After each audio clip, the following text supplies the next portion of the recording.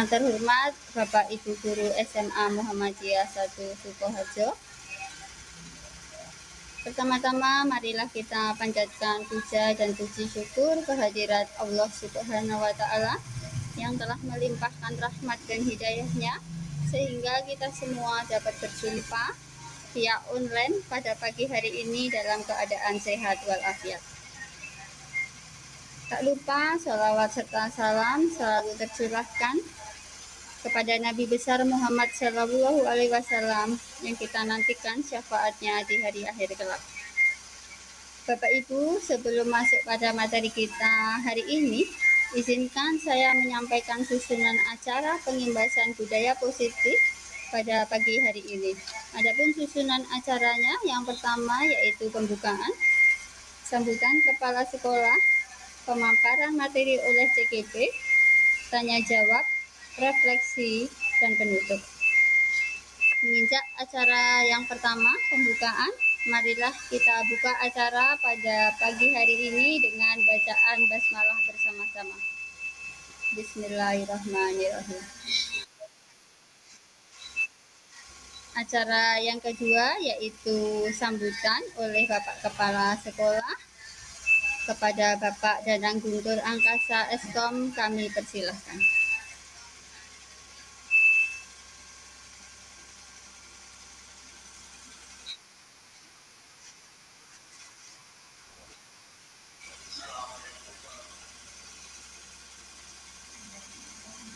Waalaikumsalam warahmatullahi wabarakatuh.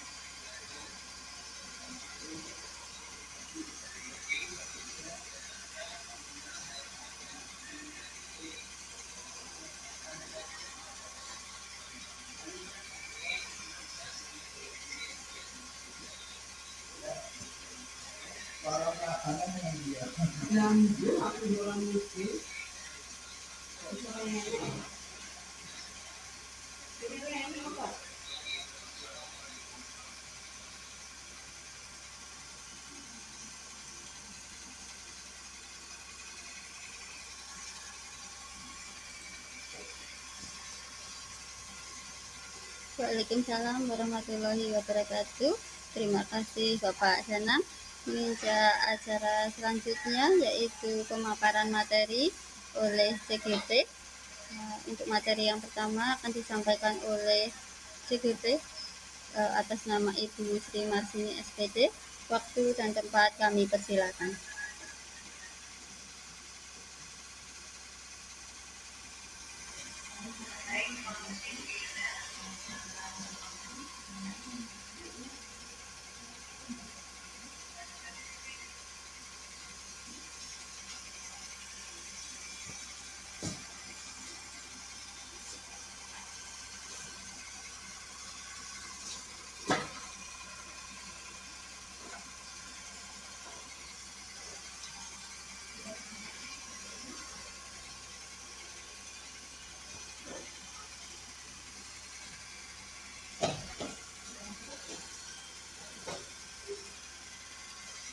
Sampun Bu Mars.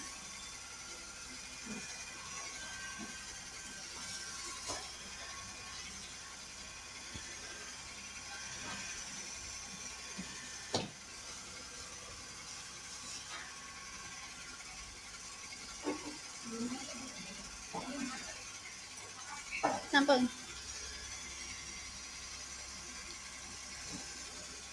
Sampun, di layar saya sampun.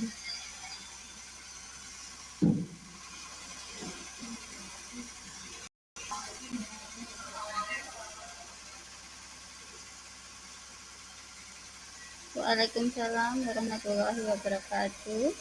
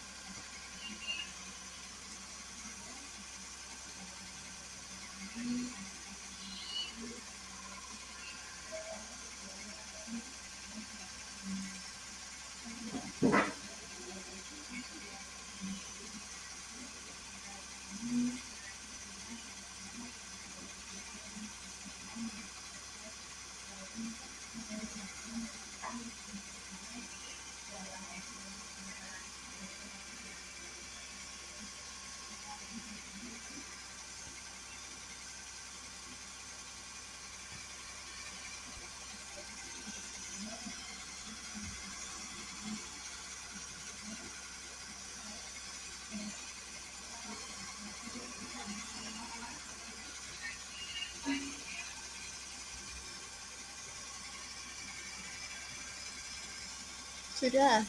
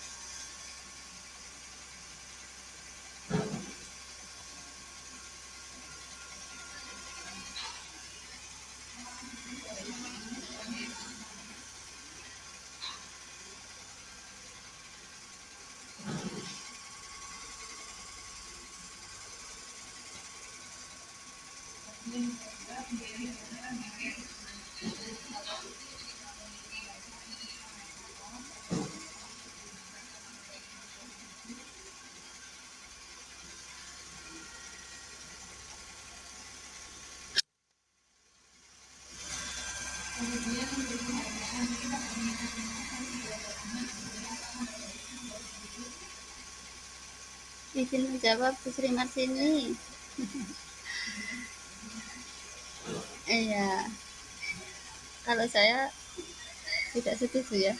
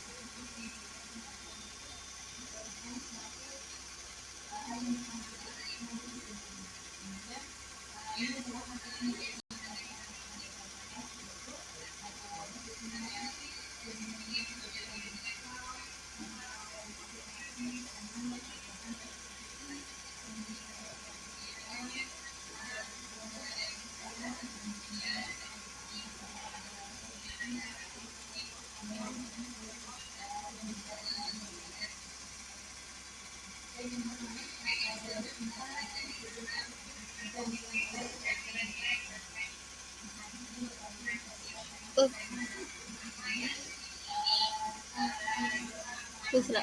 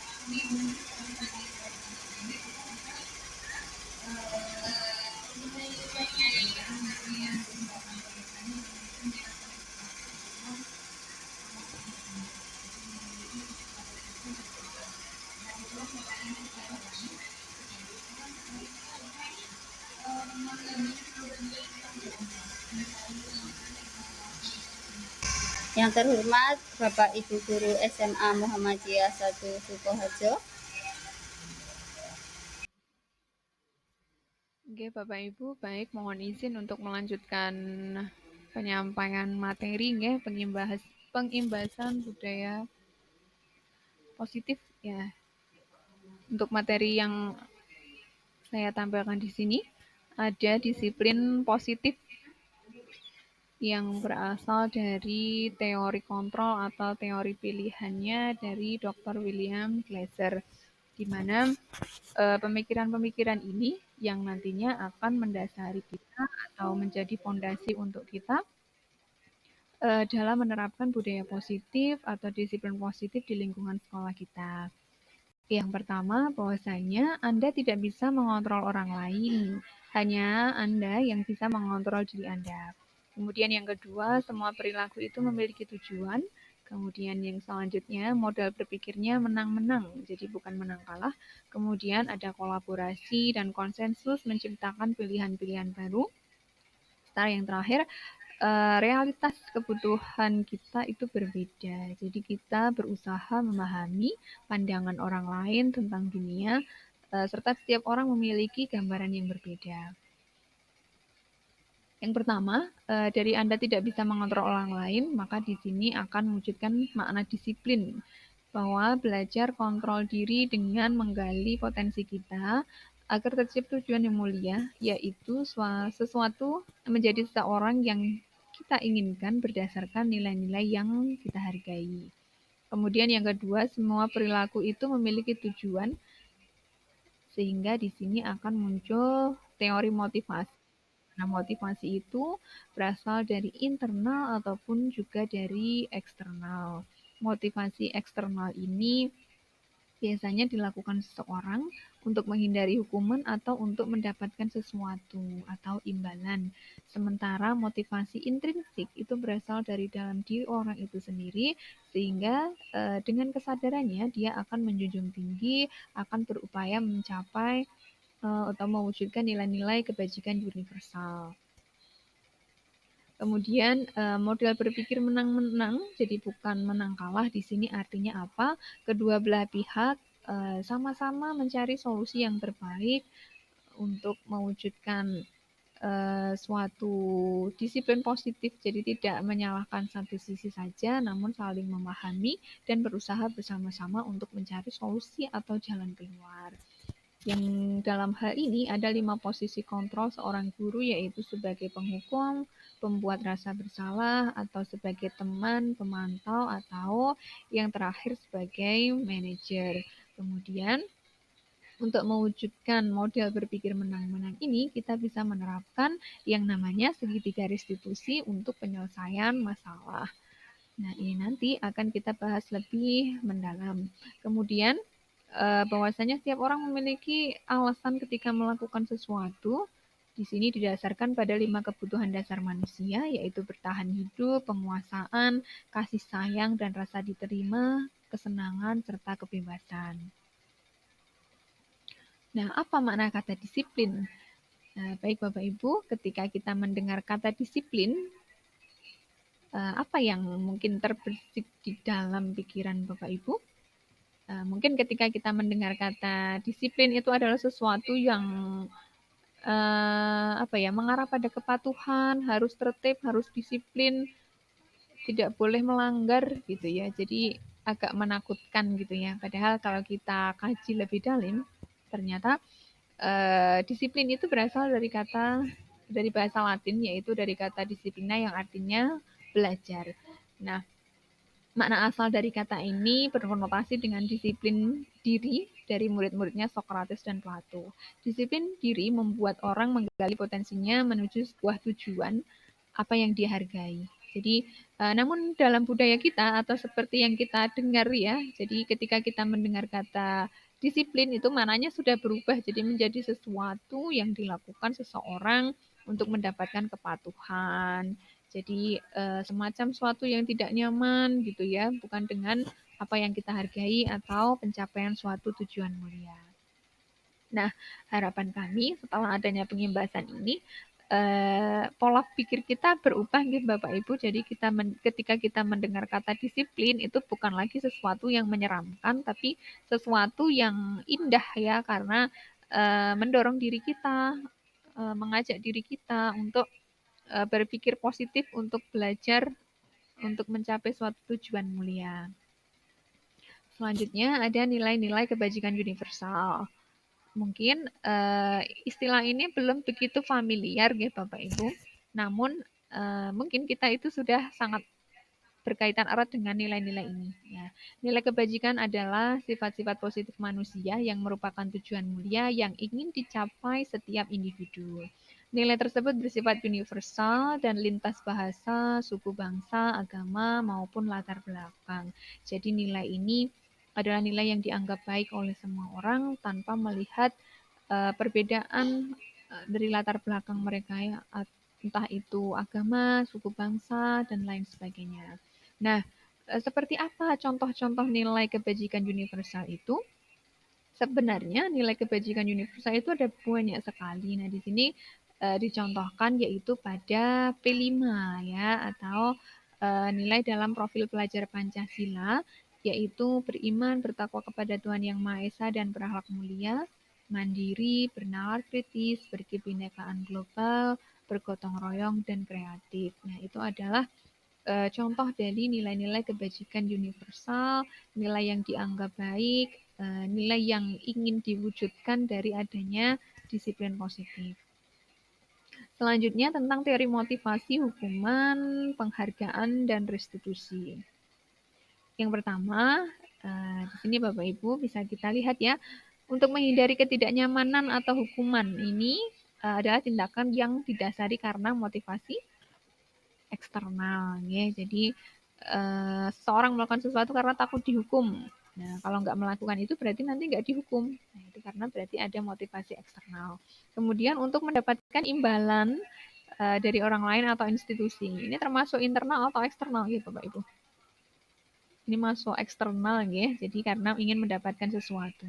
Kemudian yang ketiga, untuk menghargai diri sendiri ya, saya akan menjadi orang yang seperti apa bila saya melakukannya. Nah, ini kalau ini motivasi dari internal, dari dalam diri. Oke, selanjutnya ada kata merdeka menurut Ki Hajar Dewantara. Bahwa merdeka itu artinya tidak hanya terlepas dari perintah, akan tetapi juga cakap untuk atau buat memerintah diri sendiri. Jadi makna kata merdeka itu bukan berarti memiliki suatu kebebasan yang sebebas-bebasnya, tapi lebih ke pada penguasaan diri ya, pada kontrol diri yang baik. Artinya dia tahu batasan-batasan apa, tahu mana yang baik dan mana yang buruk gitu ya. mana yang bisa dilakukannya. Nah, dari kesadaran itu maka dia juga bisa memberikan kebebasan pada orang lain atau memerdekakan orang lain. Nah, selanjutnya ada restitusi. Apa itu restitusi? Nah, mungkin Bapak Ibu juga belum begitu familiar dengan istilah restitusi ya. Namun saya yakin pada kenyataan restitusi ini sebenarnya sudah dilakukan Bapak Ibu ya. Ya, jadi restitusi adalah proses menciptakan kondisi bagi murid untuk memperbaiki kesalahan mereka sehingga mereka bisa kembali pada kelompok mereka dengan karakter yang lebih kuat. Restitusi juga merupakan proses kolaboratif yang mengajarkan murid untuk mencari solusi untuk masalah mereka dan membantu murid berpikir tentang orang seperti apa yang mereka ingin menjadi atau suatu tujuan mulia itu dan bagaimana mereka harus memperlakukan orang lain.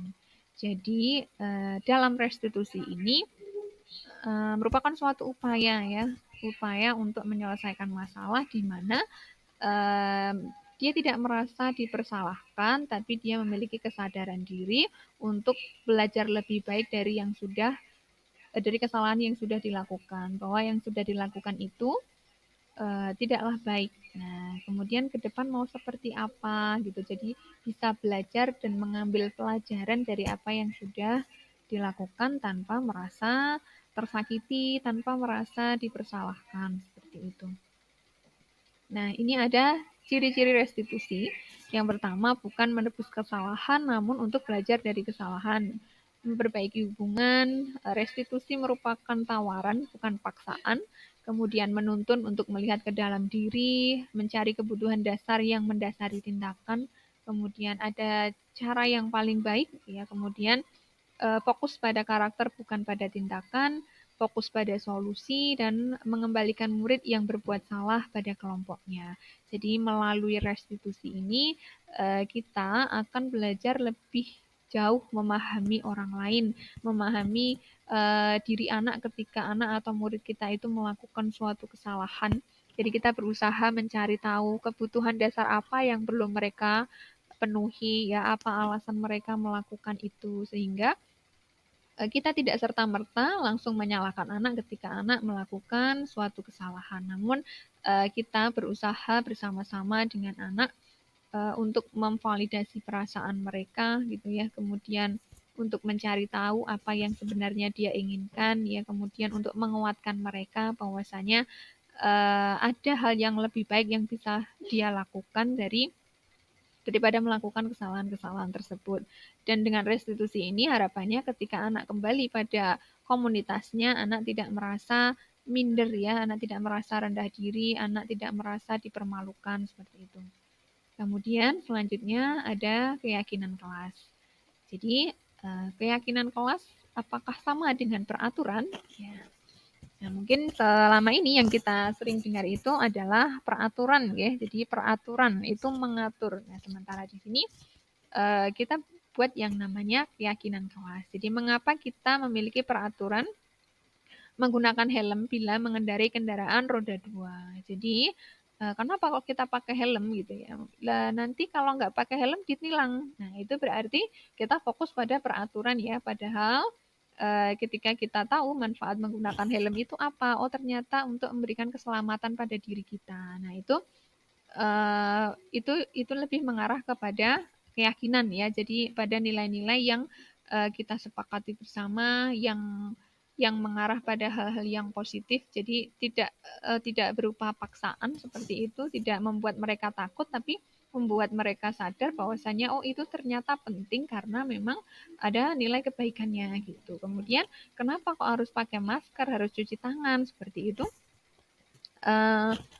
Mungkin ada yang ketika ada yang menjawab ya itu kan aturan pemerintah harus seperti itu. Nah itu mungkin dia lebih fokus pada peraturan. Jadi karena aturannya begitu. Padahal ketika bisa menggali lebih dalam, kenapa kok seperti itu? Oh, untuk menjaga kesehatan seperti itu. Jadi itulah makna keyakinan kelas. Kemudian, nah di sini dari peraturan kelas ya. Jadi bagaimana kita bisa berupaya mewujudkan budaya positif di lingkungan sekolah kita itu berawal dari peraturan kelas ya. Peraturan itu berisi apa? Bisa berisi larangan atau hal-hal apa yang diinginkan. Misalnya apa? Dilarang membuang sampah di kelas, dilarang membuat gaduh gitu ya, dilarang datang terlambat gitu, dilarang mengganggu yang lain, dilarang mengambil barang milik orang lain tanpa izin. Nah, itu masuk pada peraturan. Nah, dalam upaya mewujudkan lingkungan yang positif, kita awali dengan mengubah kalimat-kalimat yang negatif itu tadi menjadi kalimat yang positif. Ya, jadi misalnya apa? Dilarang membuang sampah sembarangan, berarti mungkin bisa menjaga kebersihan kelas. Dilarang datang sekolah, dilarang terlambat datang sekolah atau datang di kelas, itu bisa datang tepat waktu. Nah, jadi didengarnya lebih lebih baik, lebih positif seperti itu. Nah, kemudian dari kalimat-kalimat yang positif itu tadi bisa kita sarikan ya, kita sesuaikan dengan nilai-nilai kebajikan universal yang sesuai itu mana. Nah, itu nantinya akan menjadi nilai-nilai keyakinan kelas yang disepakati bersama seperti itu. Nah, kemudian itu nanti apabila dikembangkan di lingkungan sekolah akan membentuk lingkungan yang positif sehingga apabila ini secara kontinu dilakukan pada berbagai aspek di lingkungan sekolah kita itu bisa menimbulkan yang namanya budaya positif.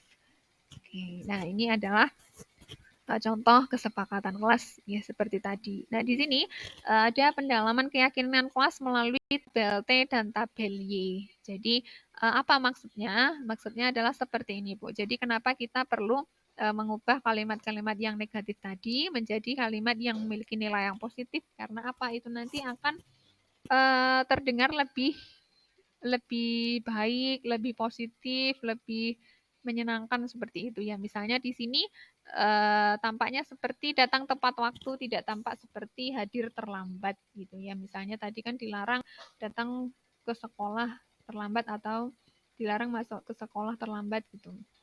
Kemudian menyapa teman, tidak terlihat acuh ya, mengembalikan barang dengan ucapan terima kasih itu tidak terlihat mengembalikan barang yang telah dipinjamnya dengan meletakkan sembarangan. Ya, di sini karena di situ tadi diubah menjadi kalimat yang positif, maka terdengarnya pun lebih lebih baik ya, lebih positif gitu. Misalnya, yuk saya bantu gitu ya.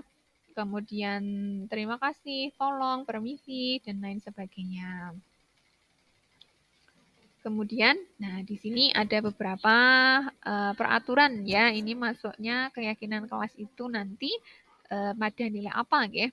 Misalnya yang pertama, selalu kembalikan buku ke tempatnya. Itu ada tanggung jawab. Kemudian dilarang mengganggu orang lain itu kira-kira apa ya Bapak Ibu? Nilai keyakinan kelasnya, nilai kebajikan universal yang sesuai dengan keyakinan kelas,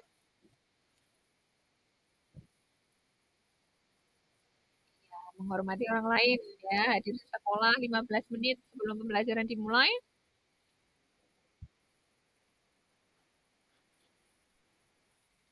menghargai waktu gitu ya. Dilarang melakukan kekerasan, dilarang melakukan kekerasan, ya, menghargai orang lain.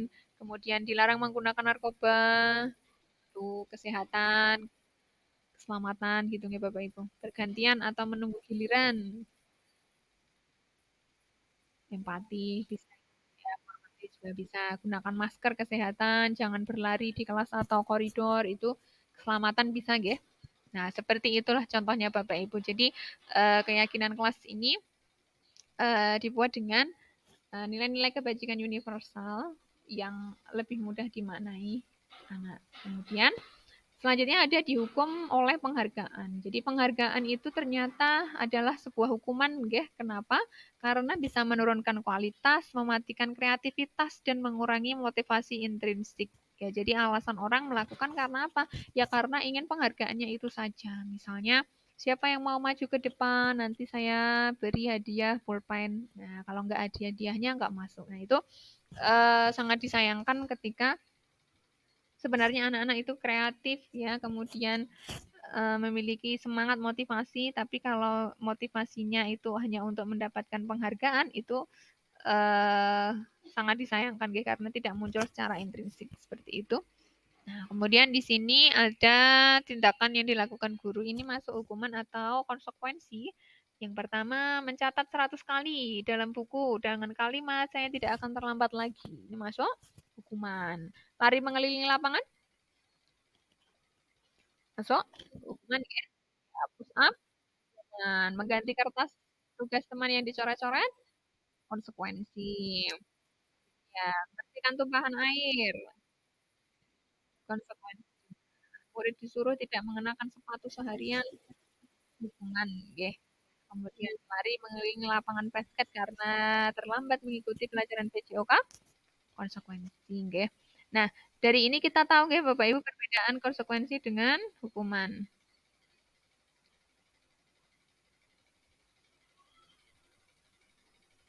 Baik, jadi kalau kita lihat pernyataan-pernyataan ini bahwasannya hukuman itu terlihat menyakitkan, nggih Bapak Ibu.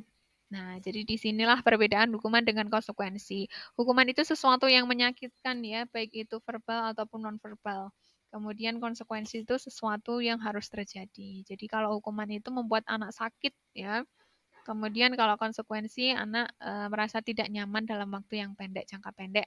Anak membenci kedisiplinan kalau dihukum ya, yang ada hanya rasa benci, benci, dan benci. Kemudian anak akan menghargai disiplin kalau itu konsekuensi. Hukuman bersifat paksaan, konsekuensi stimulus tanggapan. Hukuman mendorong anak menyakiti diri sendiri, konsekuensi mendorong anak menyesuaikan diri. Kemudian hukuman membentuk konsep diri yang buruk, sementara konsekuensi akan membentuk konsep diri yang baik. Kemudian pada hukuman anak belajar menyembunyikan kesalahan, sementara pada konsekuensi anak belajar untuk mematuhi peraturan. Kemudian dalam hukuman anak menjadi marah, merasa bersalah, dipermalukan, tidak dihargai, seperti itu. Sementara pada konsekuensi anak akan kehilangan hak, dibuat tidak nyaman, ya, namun diasingkan tapi hanya dalam waktu sementara. Nah, ternyata hukuman akan membentuk identitas yang gagal, Bapak Ibu. Nah, sementara konsekuensi dan restitusi ini akan membentuk identitas yang sukses. Kenapa hukuman identitas gagal? Ya, karena dengan dihukum anak menjadi merasa benci ya, apa yang seharusnya kebutuhan yang belum dia penuhi seharusnya dia bisa penuhi, tapi justru tidak didengarkan ya suara hatinya. Seperti itu. Sementara pada restitusi ini adalah pilihan yang baik karena restitusi ini merupakan pilihan menguatkan murid ya dalam waktu yang panjang, kemudian korban mendapat ganti, kemudian murid mendapat penguatan, masalah jadi terpecahkan, kemudian murid belajar bertanggung jawab untuk perilakunya, fokus pada pemecahan masalah. Kemudian apa yang kamu yakini itu adalah beberapa kalimat-kalimat yang bisa kita upayakan ya bisa kita sampaikan ketika kita berupaya menyelesaikan masalah dengan restitusi. Apa yang akan kamu lakukan untuk memperbaiki kesalahan ini ya. Jadi anak diajak untuk berpikir menggali potensi dan kekuatan yang ada di dalam dirinya. Baik, selanjutnya ada kebutuhan dasar manusia dan dunia berkualitas. Nah, di sini ada kebutuhan dasar manusia, Bapak Ibu. Apa saja? Ada kebutuhan bertahan hidup, penguasaan, kebebasan, kesenangan, kasih sayang, dan rasa diterima. Kebutuhan dasar adalah alasan seseorang melakukan sesuatu. Ya, seperti yang kita ketahui bahwasanya kita sering dihadapkan pada murid yang berkarakter macam-macam ya, anak-anak itu tidak semuanya melakukan hal-hal yang baik. Ada kalanya ada anak yang melakukan tindakan yang menyimpang gitu ya, yang tidak baik. Ternyata ada alasannya Bapak Ibu ya. Mungkin saja dia tidak diterima oleh anggota kelompoknya. Mungkin saja dia kurang mendapatkan perhatian orang tua, kurang mendapatkan kasih sayang dari orang tua sehingga dia melampiaskannya dengan tindakan-tindakan yang tidak baik tersebut. Nah, kita sebagai seorang guru ketika secara satu pihak saja menyalahkan mereka, memberikan hukuman pada mereka itu rasanya seperti tidak adil untuk anak-anak yang melakukan tindakan tersebut ya. Jadi melalui restitusi itulah kita menggali jadi alasan anak itu apa ketika dia melakukan tindakan yang tidak baik. Jadi setelah itu kita berupaya untuk memvalidasi ya kebutuhan apa yang perlu mereka penuhi dan berupaya bersama-sama mencari solusi dan jalan keluarnya dengan cara yang baik-baik sehingga anak merasa dimanusiakan seperti itu Bapak Ibu, tidak menjadi sasaran dari kemarahan kita sebagai seorang guru. Oke, selanjutnya untuk materi posisi kontrol akan disampaikan oleh Bu Irina. Monggo Bu Irina, waktu dan tempat kami Persilakan. Assalamualaikum warahmatullahi wabarakatuh.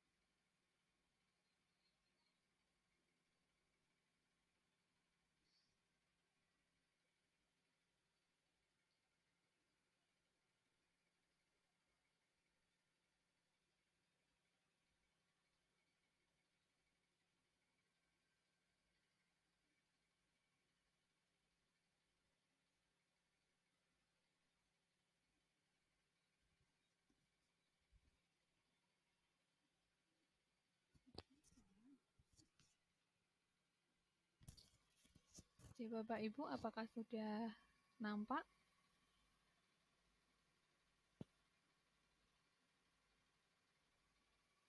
Belum ya? Sudah.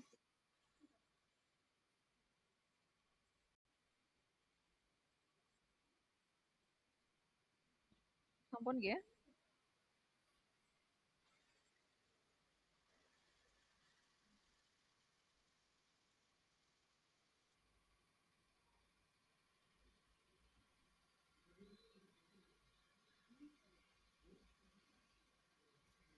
Oke, Bapak Ibu, baik mohon izin untuk melanjutkan penyampaian materi nggih, pengimbasan budaya positif ya. Untuk materi yang saya tampilkan di sini ada disiplin positif yang berasal dari teori kontrol atau teori pilihannya dari Dr. William Glasser, di mana pemikiran-pemikiran ini yang nantinya akan mendasari kita atau menjadi fondasi untuk kita dalam menerapkan budaya positif atau disiplin positif di lingkungan sekolah kita. Yang pertama, bahwasanya Anda tidak bisa mengontrol orang lain, hanya Anda yang bisa mengontrol diri Anda. Kemudian yang kedua, semua perilaku itu memiliki tujuan. Kemudian yang selanjutnya, modal berpikirnya menang-menang, jadi bukan menang kalah. Kemudian ada kolaborasi dan konsensus menciptakan pilihan-pilihan baru. Setelah yang terakhir, realitas kebutuhan kita itu berbeda. Jadi kita berusaha memahami pandangan orang lain tentang dunia, serta setiap orang memiliki gambaran yang berbeda. Yang pertama, dari Anda tidak bisa mengontrol orang lain, maka di sini akan mewujudkan makna disiplin, bahwa belajar kontrol diri dengan menggali potensi kita agar tercipta tujuan yang mulia, yaitu sesuatu menjadi seseorang yang kita inginkan berdasarkan nilai-nilai yang kita hargai. Kemudian yang kedua, semua perilaku itu memiliki tujuan, sehingga di sini akan muncul teori motivasi. Nah, motivasi itu berasal dari internal ataupun juga dari eksternal. Motivasi eksternal ini biasanya dilakukan seseorang untuk menghindari hukuman atau untuk mendapatkan sesuatu atau imbalan. Sementara motivasi intrinsik itu berasal dari dalam diri orang itu sendiri, sehingga dengan kesadarannya dia akan menjunjung tinggi, akan berupaya mencapai atau mewujudkan nilai-nilai kebajikan universal. Kemudian model berpikir menang-menang, jadi bukan menang kalah di sini artinya apa? Kedua belah pihak sama-sama mencari solusi yang terbaik untuk mewujudkan suatu disiplin positif, jadi tidak menyalahkan satu sisi saja, namun saling memahami dan berusaha bersama-sama untuk mencari solusi atau jalan keluar. Yang dalam hal ini ada 5 posisi kontrol seorang guru, yaitu sebagai penghukum, pembuat rasa bersalah, atau sebagai teman, pemantau, atau yang terakhir sebagai manajer. Kemudian untuk mewujudkan model berpikir menang-menang ini, kita bisa menerapkan yang namanya segitiga restitusi untuk penyelesaian masalah. Nah, ini nanti akan kita bahas lebih mendalam. Kemudian, bahwasanya setiap orang memiliki alasan ketika melakukan sesuatu. Di sini didasarkan pada 5 kebutuhan dasar manusia, yaitu bertahan hidup, penguasaan, kasih sayang, dan rasa diterima, kesenangan, serta kebebasan. Nah, apa makna kata disiplin? Nah, baik Bapak Ibu, ketika kita mendengar kata disiplin, apa yang mungkin terbersih di dalam pikiran Bapak Ibu? Mungkin ketika kita mendengar kata disiplin itu adalah sesuatu yang mengarah pada kepatuhan, harus tertib, harus disiplin, tidak boleh melanggar gitu ya. Jadi agak menakutkan gitu ya. Padahal kalau kita kaji lebih dalam, ternyata disiplin itu berasal dari bahasa Latin, yaitu dari kata disiplina yang artinya belajar.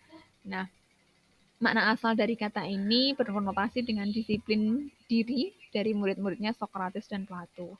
Disiplin diri membuat orang menggali potensinya menuju sebuah tujuan apa yang dihargai. Jadi, namun dalam budaya kita atau seperti yang kita dengar ya, jadi ketika kita mendengar kata disiplin itu mananya sudah berubah jadi menjadi sesuatu yang dilakukan seseorang untuk mendapatkan kepatuhan. Jadi semacam suatu yang tidak nyaman gitu ya, bukan dengan apa yang kita hargai atau pencapaian suatu tujuan mulia. Nah, harapan kami setelah adanya pengimbasan ini, pola pikir kita berubah gitu Bapak Ibu. Jadi ketika kita mendengar kata disiplin itu bukan lagi sesuatu yang menyeramkan, tapi sesuatu yang indah ya, karena mendorong diri kita, mengajak diri kita untuk berpikir positif, untuk belajar, untuk mencapai suatu tujuan mulia. Selanjutnya ada nilai-nilai kebajikan universal. Mungkin istilah ini belum begitu familiar ya Bapak Ibu. Namun mungkin kita itu sudah sangat berkaitan erat dengan nilai-nilai ini. Ya. Nilai kebajikan adalah sifat-sifat positif manusia yang merupakan tujuan mulia yang ingin dicapai setiap individu. Nilai tersebut bersifat universal dan lintas bahasa, suku bangsa, agama, maupun latar belakang. Jadi nilai ini adalah nilai yang dianggap baik oleh semua orang tanpa melihat perbedaan dari latar belakang mereka ya, entah itu agama, suku bangsa, dan lain sebagainya. Nah, seperti apa contoh-contoh nilai kebajikan universal itu? Sebenarnya nilai kebajikan universal itu ada banyak sekali. Nah, di sini dicontohkan yaitu pada P5 ya, atau nilai dalam profil pelajar Pancasila, yaitu beriman, bertakwa kepada Tuhan Yang Maha Esa dan berakhlak mulia, mandiri, bernalar kritis, berkebinekaan global, bergotong royong dan kreatif. Nah, itu adalah contoh dari nilai-nilai kebajikan universal, nilai yang dianggap baik, nilai yang ingin diwujudkan dari adanya disiplin positif. Selanjutnya tentang teori motivasi, hukuman, penghargaan, dan restitusi. Yang pertama, di sini Bapak Ibu bisa kita lihat ya, untuk menghindari ketidaknyamanan atau hukuman ini adalah tindakan yang didasari karena motivasi eksternal ya. Jadi seseorang melakukan sesuatu karena takut dihukum. Nah, kalau nggak melakukan itu berarti nanti nggak dihukum. Nah, itu karena berarti ada motivasi eksternal. Kemudian untuk mendapatkan imbalan dari orang lain atau institusi. Ini termasuk internal atau eksternal gitu Bapak Ibu. Ini masuk eksternal ya. Jadi karena ingin mendapatkan sesuatu. Kemudian yang ketiga, untuk menghargai diri sendiri ya, saya akan menjadi orang yang seperti apa bila saya melakukannya. Nah, ini kalau ini motivasi dari internal, dari dalam diri. Oke, selanjutnya ada kata merdeka menurut Ki Hajar Dewantara. Bahwa merdeka itu artinya tidak hanya terlepas dari perintah, akan tetapi juga cakap untuk atau buat memerintah diri sendiri. Jadi makna kata merdeka itu bukan berarti memiliki suatu kebebasan yang sebebas-bebasnya, tapi lebih ke pada penguasaan diri ya, pada kontrol diri yang baik. Artinya dia tahu batasan-batasan apa, tahu mana yang baik dan mana yang buruk gitu ya. Mana yang bisa dilakukannya. Nah, dari kesadaran itu maka dia juga bisa memberikan kebebasan pada orang lain atau memerdekakan orang lain. Nah, selanjutnya ada restitusi. Apa itu restitusi? Nah, mungkin Bapak Ibu juga belum begitu familiar dengan istilah restitusi ya. Namun saya yakin pada kenyataan restitusi ini sebenarnya sudah dilakukan Bapak Ibu ya. Ya, jadi restitusi adalah proses menciptakan kondisi bagi murid untuk memperbaiki kesalahan mereka sehingga mereka bisa kembali pada kelompok mereka dengan karakter yang lebih kuat. Restitusi juga merupakan proses kolaboratif yang mengajarkan murid untuk mencari solusi untuk masalah mereka dan membantu murid berpikir tentang orang seperti apa yang mereka ingin menjadi atau suatu tujuan mulia itu dan bagaimana mereka harus memperlakukan orang lain. Jadi dalam restitusi ini merupakan suatu upaya ya, upaya untuk menyelesaikan masalah di mana dia tidak merasa dipersalahkan, tapi dia memiliki kesadaran diri untuk belajar lebih baik dari yang sudah dari kesalahan yang sudah dilakukan, bahwa yang sudah dilakukan itu tidaklah baik. Nah, kemudian ke depan mau seperti apa gitu. Jadi bisa belajar dan mengambil pelajaran dari apa yang sudah dilakukan tanpa merasa tersakiti, tanpa merasa dipersalahkan seperti itu. Nah, ini ada ciri-ciri restitusi. Yang pertama, bukan menebus kesalahan, namun untuk belajar dari kesalahan. Memperbaiki hubungan, restitusi merupakan tawaran, bukan paksaan. Kemudian menuntun untuk melihat ke dalam diri, mencari kebutuhan dasar yang mendasari tindakan. Kemudian ada cara yang paling baik, ya. Kemudian fokus pada karakter, bukan pada tindakan, fokus pada solusi, dan mengembalikan murid yang berbuat salah pada kelompoknya. Jadi melalui restitusi ini kita akan belajar lebih jauh memahami orang lain, memahami diri anak ketika anak atau murid kita itu melakukan suatu kesalahan. Jadi kita berusaha mencari tahu kebutuhan dasar apa yang belum mereka penuhi, ya apa alasan mereka melakukan itu, sehingga kita tidak serta-merta langsung menyalahkan anak ketika anak melakukan suatu kesalahan. Namun kita berusaha bersama-sama dengan anak untuk memvalidasi perasaan mereka gitu ya. Kemudian untuk mencari tahu apa yang sebenarnya dia inginkan ya. Kemudian untuk menguatkan mereka bahwasanya ada hal yang lebih baik yang bisa dia lakukan daripada melakukan kesalahan-kesalahan tersebut. Dan dengan restitusi ini harapannya ketika anak kembali pada komunitasnya, anak tidak merasa minder ya, anak tidak merasa rendah diri, anak tidak merasa dipermalukan seperti itu.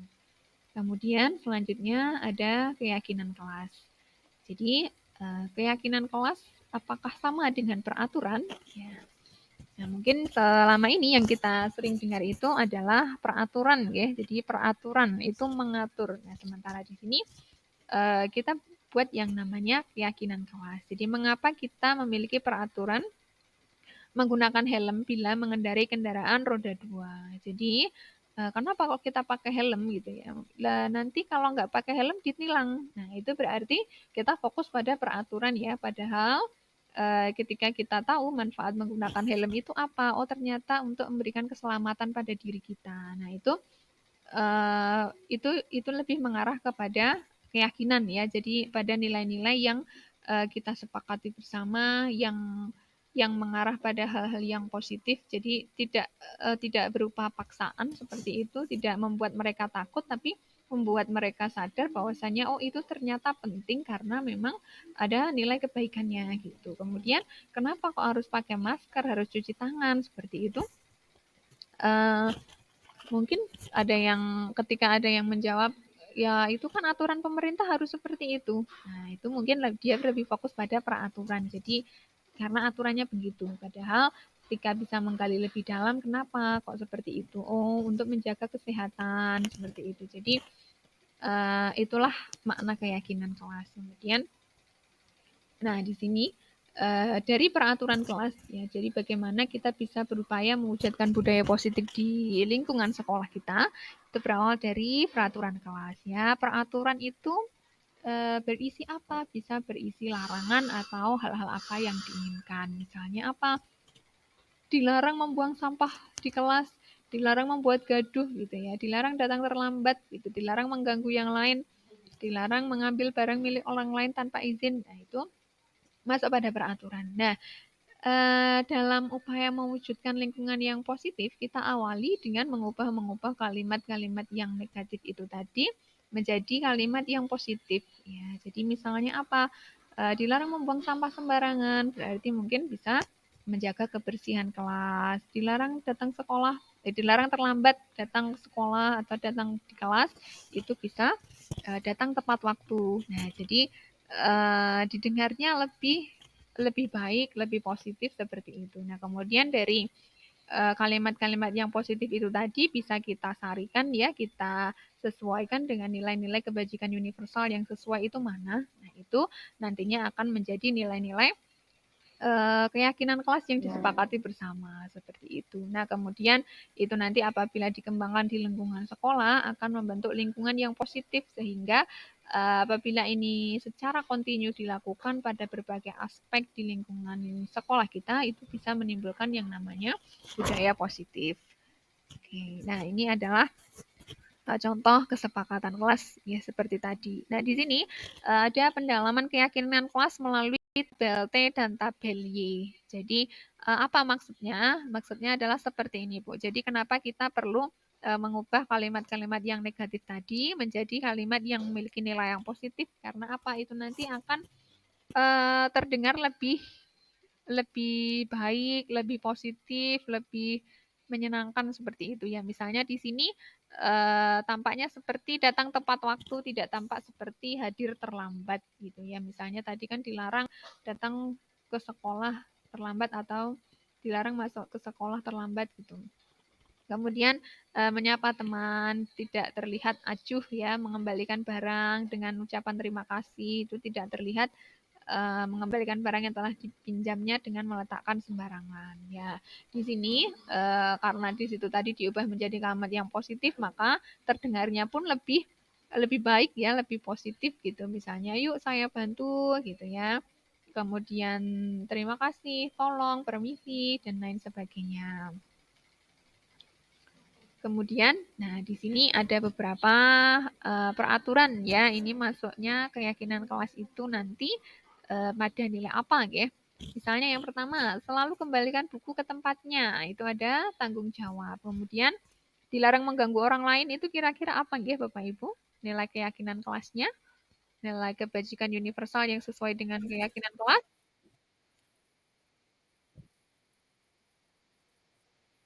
Menghormati orang lain ya, hadir di sekolah 15 menit sebelum pembelajaran dimulai,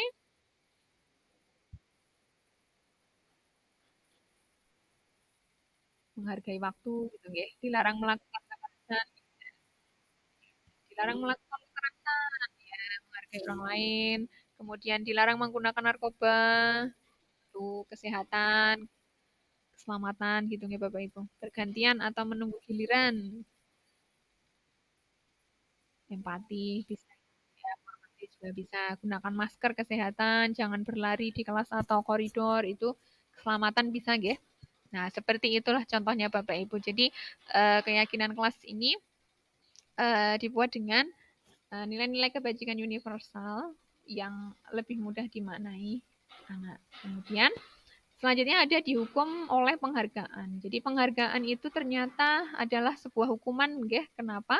Karena bisa menurunkan kualitas, mematikan kreativitas dan mengurangi motivasi intrinsik. Ya, jadi alasan orang melakukan karena apa? Ya karena ingin penghargaannya itu saja. Misalnya siapa yang mau maju ke depan, nanti saya beri hadiah pulpen. Nah, kalau nggak ada hadiahnya nggak masuk. Nah, itu sangat disayangkan ketika sebenarnya anak-anak itu kreatif ya, kemudian memiliki semangat motivasi, tapi kalau motivasinya itu hanya untuk mendapatkan penghargaan, itu sangat disayangkan karena tidak muncul secara intrinsik seperti itu. Nah, kemudian di sini ada tindakan yang dilakukan guru ini masuk hukuman atau konsekuensi. Yang pertama, mencatat 100 kali dalam buku dengan kalimat saya tidak akan terlambat lagi. Ini masuk hukuman. Lari mengelilingi lapangan masuk hukuman ya. Push up dan mengganti kertas tugas teman yang dicoret-coret konsekuensi. Ya, bersihkan tumpahan air konsekuensi. Murid disuruh tidak mengenakan sepatu seharian hukuman nggih. Kemudian lari mengelilingi lapangan basket karena terlambat mengikuti pelajaran PJOK konsekuensi nggih. Nah, dari ini kita tahu nggih Bapak Ibu perbedaan konsekuensi dengan hukuman.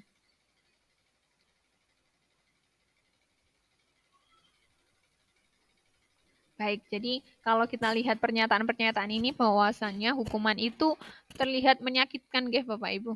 Nah, jadi disinilah perbedaan hukuman dengan konsekuensi. Hukuman itu sesuatu yang menyakitkan ya, baik itu verbal ataupun non-verbal.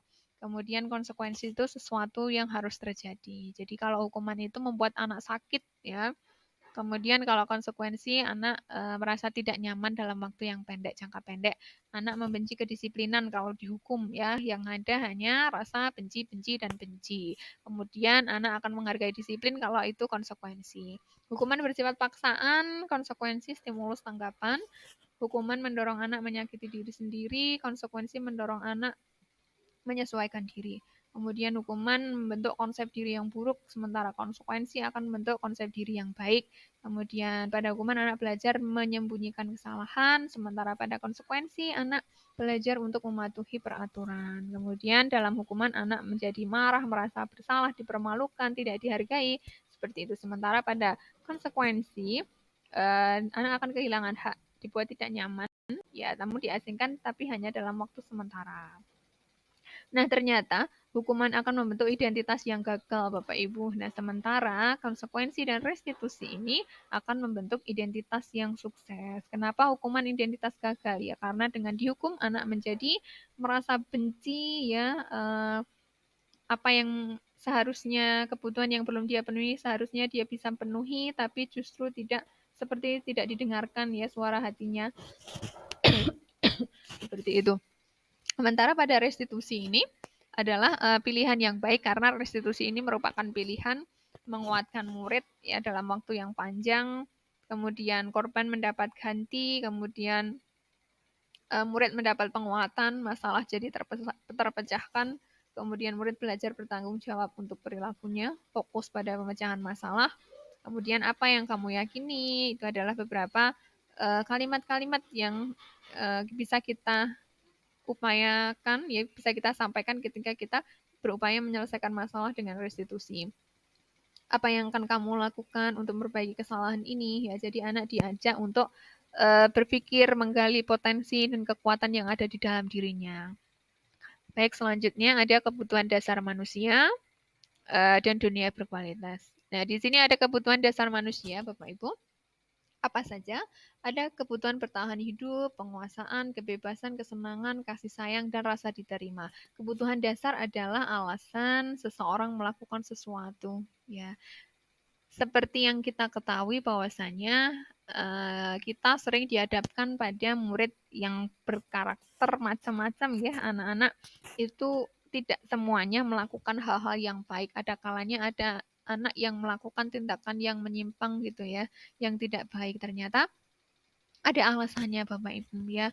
Mungkin saja dia tidak diterima oleh anggota kelompoknya. Mungkin saja dia kurang mendapatkan perhatian orang tua, kurang mendapatkan kasih sayang dari orang tua sehingga dia melampiaskannya dengan tindakan-tindakan yang tidak baik tersebut. Nah, kita sebagai seorang guru ketika secara satu pihak saja menyalahkan mereka, memberikan hukuman pada mereka itu rasanya seperti tidak adil untuk anak-anak yang melakukan tindakan tersebut ya. Jadi melalui restitusi itulah kita menggali jadi alasan anak itu apa ketika dia melakukan tindakan yang tidak baik. Jadi setelah itu kita berupaya untuk memvalidasi ya kebutuhan apa yang perlu mereka penuhi dan berupaya bersama-sama mencari solusi dan jalan keluarnya dengan cara yang baik-baik sehingga anak merasa dimanusiakan seperti itu Bapak Ibu, tidak menjadi sasaran dari kemarahan kita sebagai seorang guru. Oke, selanjutnya untuk materi posisi kontrol akan disampaikan oleh Bu Irina. Monggo Bu Irina, waktu dan tempat kami persilakan. Assalamualaikum warahmatullahi wabarakatuh.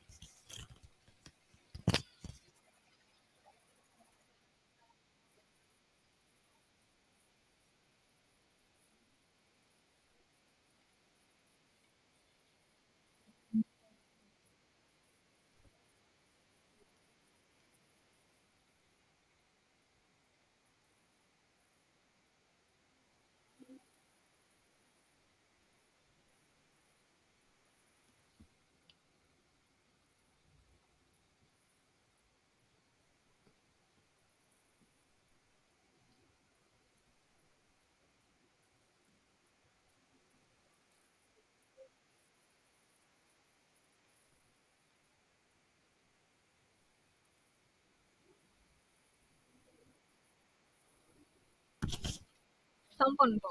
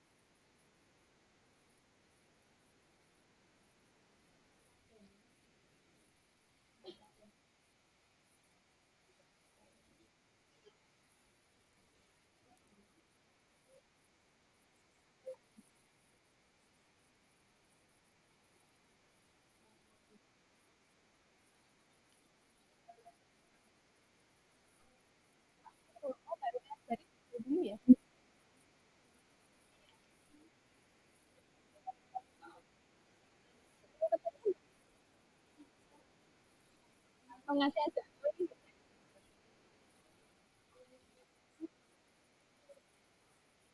Oh iya, terima kasih ya.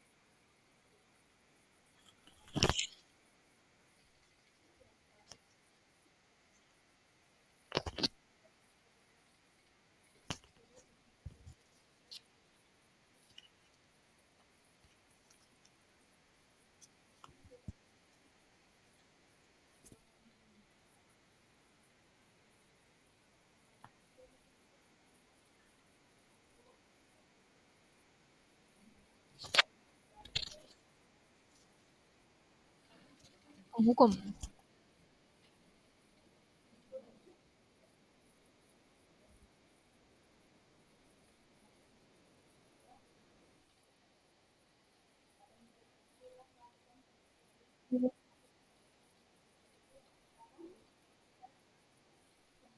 Teman.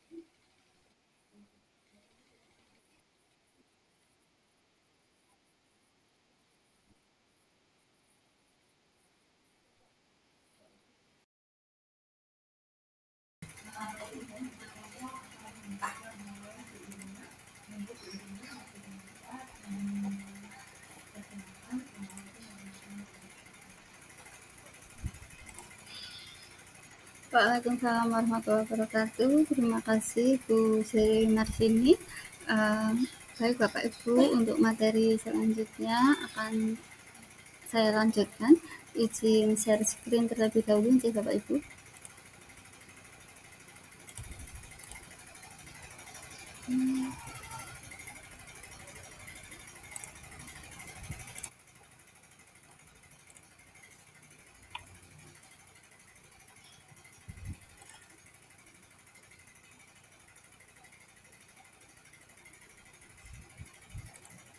Baik, sampun terlihat nggih Bapak Ibu nggih?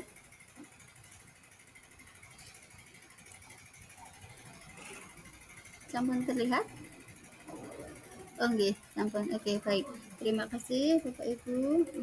Materi selanjutnya mengenai posisi kontrol. Eh,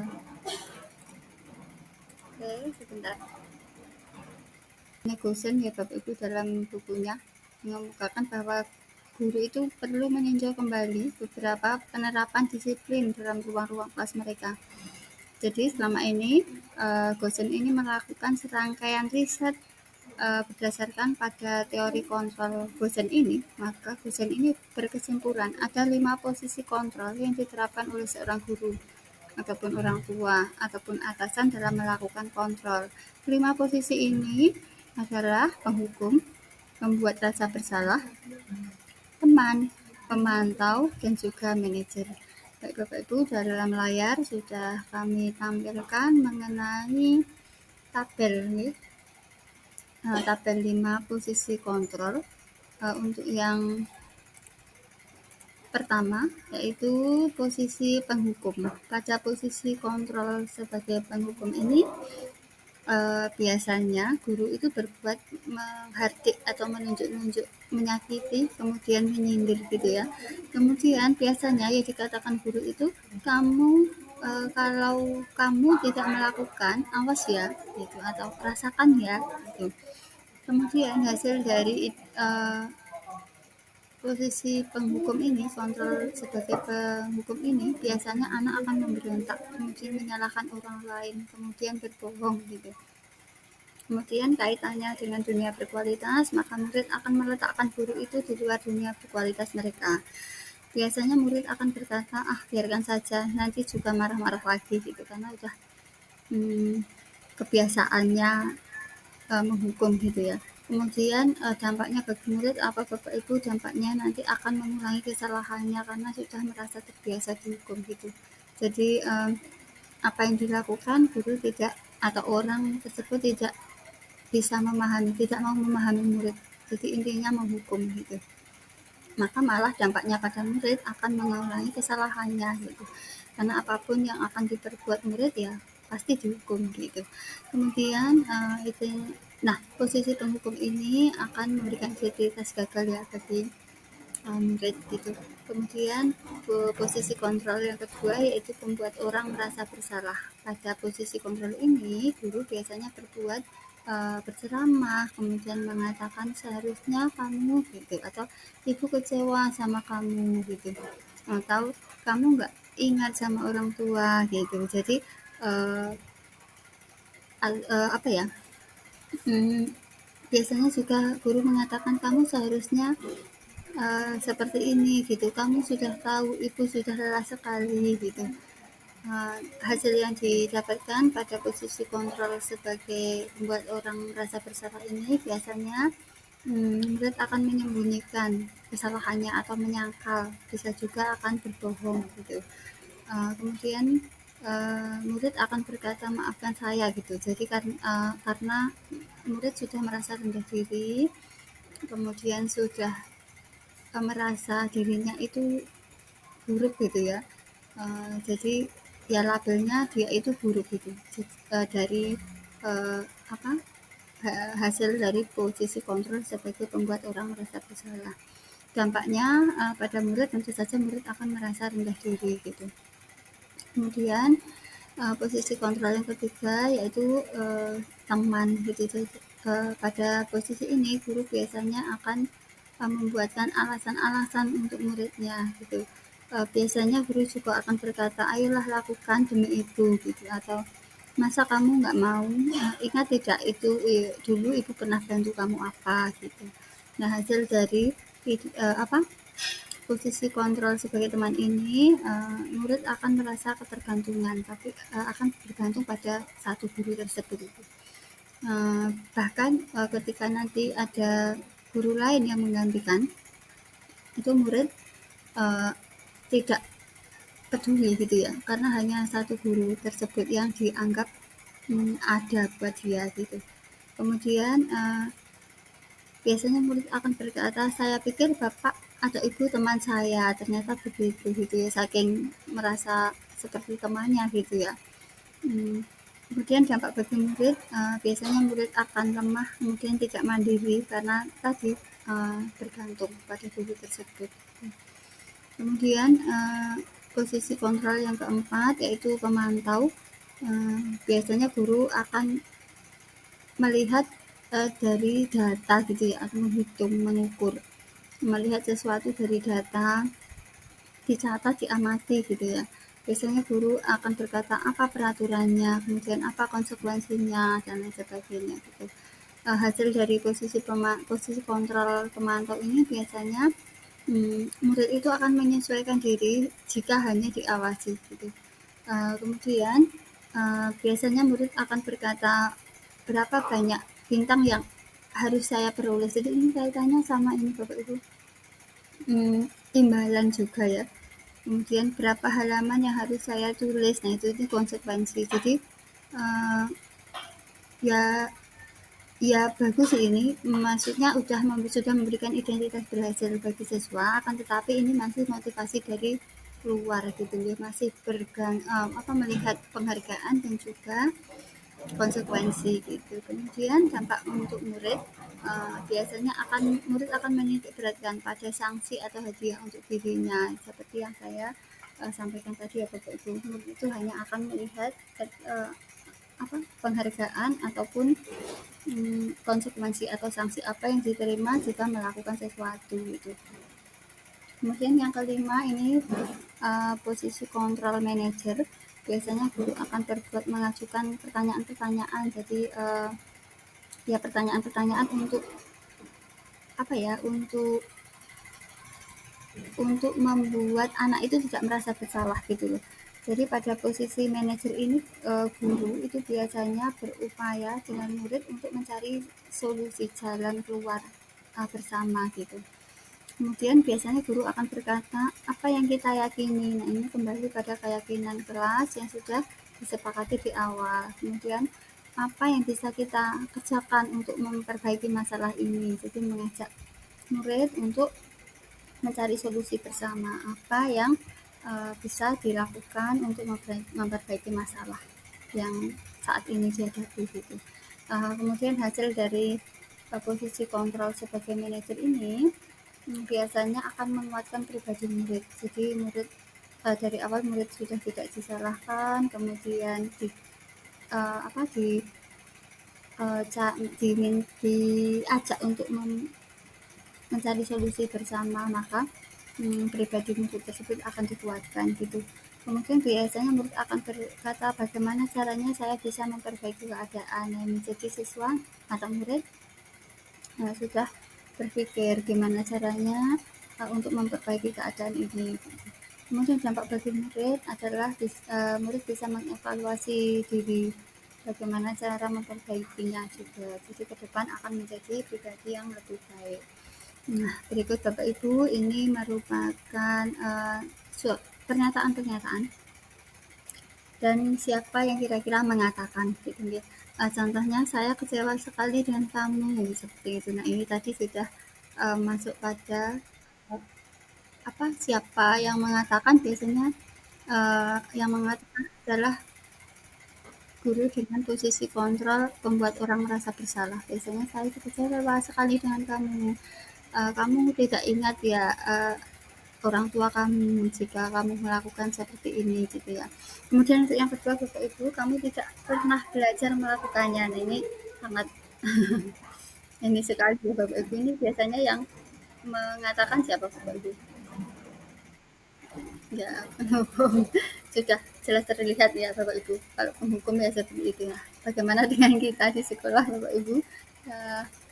Uh, kemudian ayolah lakukan demi ibu atau bapak gitu. Ini kira-kira yang mengatakan teman ya. Betul, teman. Jadi ayolah lakukan demi bapak ibu atau kemarin ibu sudah bantu kamu ini gitu. Kemudian apakah kamu mendapatkan stiker bintang hari ini? Nah, kaitannya sama penghargaan sama konsekuensi tadi ya Bapak Ibu ya, yang mengatakan biasanya posisi kontrol sebagai pemantau, ya, sebagai pemantau Bapak Ibu. Jadi berdasarkan yaitu tadi data, kemudian checklist dan lain sebagainya gitu. Kemudian bagaimana kamu bisa menyelesaikan masalah ini? Nah, ini yang paling terakhir tadi ya Bapak Ibu, ini yang mengatakan biasanya posisi kontrol sebagai manajer.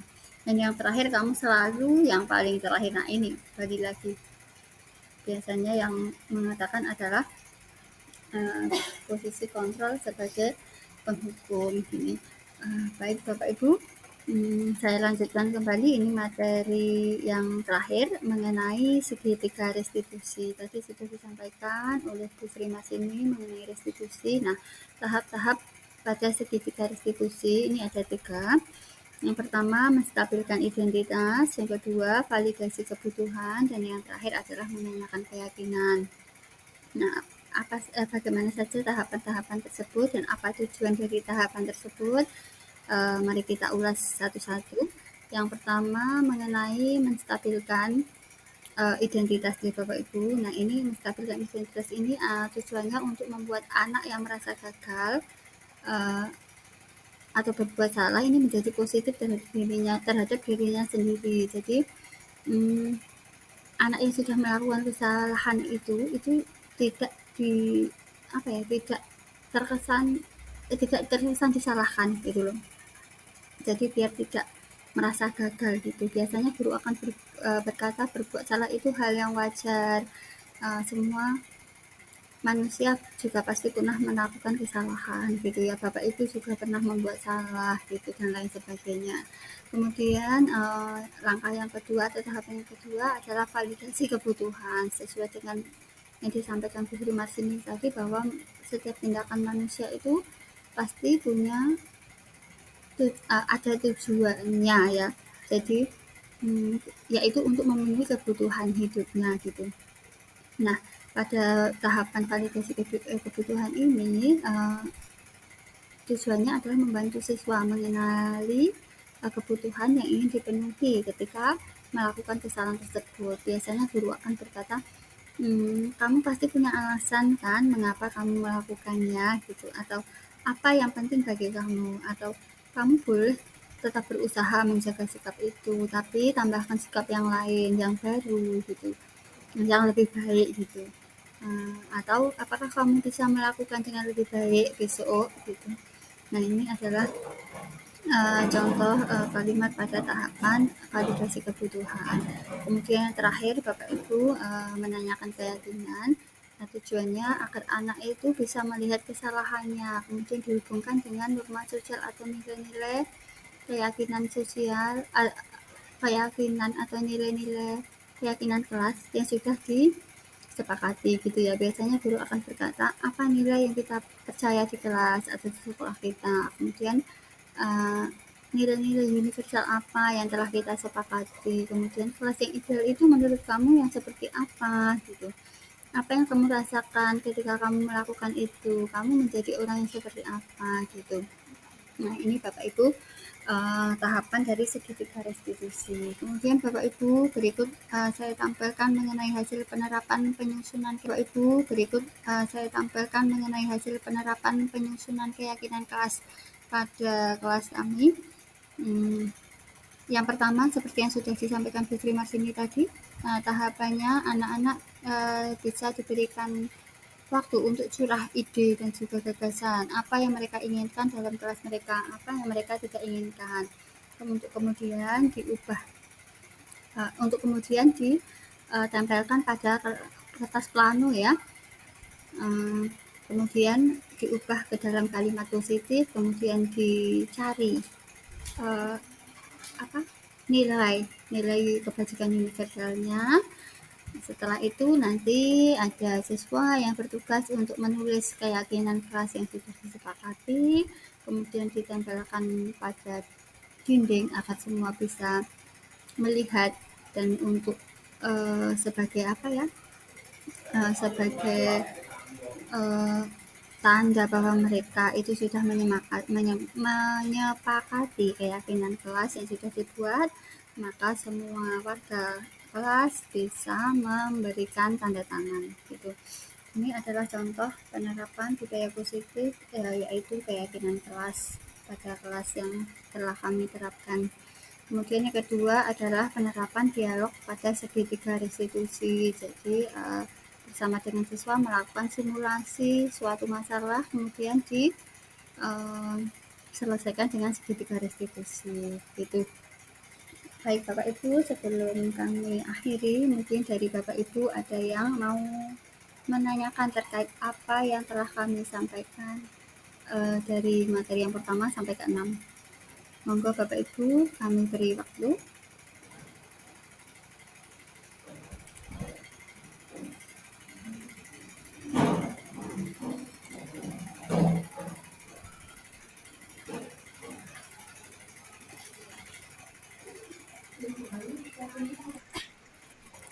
Baik, terima kasih Bu Ayu.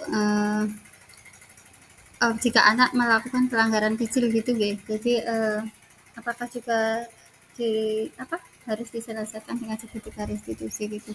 Ya alangkah baiknya gitu. Jadi setiap kemudian menanyakan keyakinan tidak harus seperti itu. Yang penting dalam penyelesaiannya tidak membuat anak itu merasa disalahkan. Kemudian ya bersama-sama mencari solusi gitu. Jadi tidak harus kaku gitu. Bagaimana Bu Ayu? Mungkin ada yang mau ditanyakan kembali? Ya, terima kasih Bu Ayu. Baik, karena keterbatasan waktu nih Bapak Ibu, kita langsung menginjak pada materi pada refleksi. Mungkin dari Bapak Ibu di sini ada yang mau melakukan refleksi Bapak Ibu mengenai apa yang kita bahas, apa yang kita pelajari selama kurang lebih 1 jam. Mari Bapak Ibu.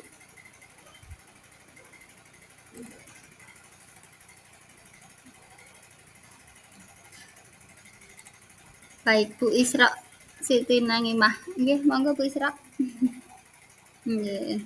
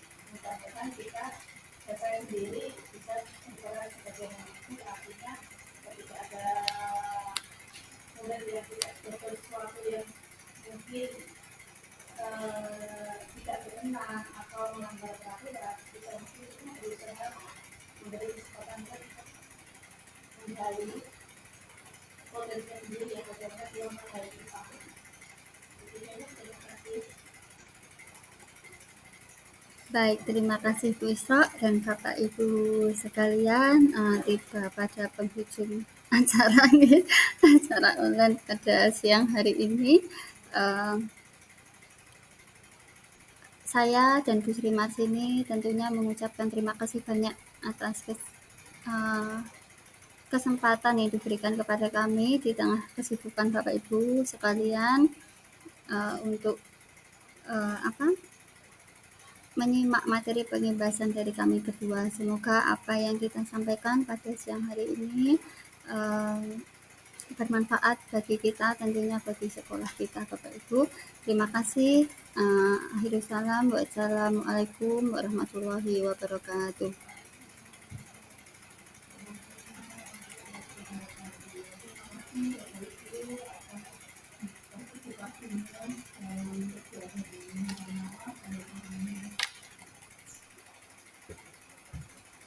Sekian. Bismillah.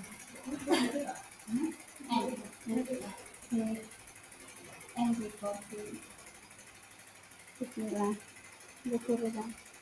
Tinggalnya ya aku perlu ya Pak. Bismillah. Ya Allah, bismillah.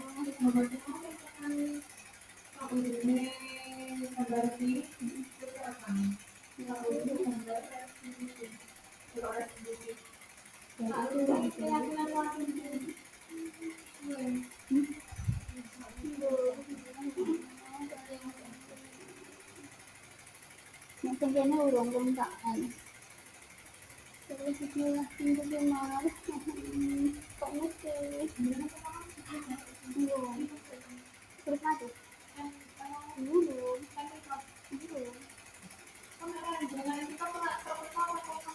Apa ya?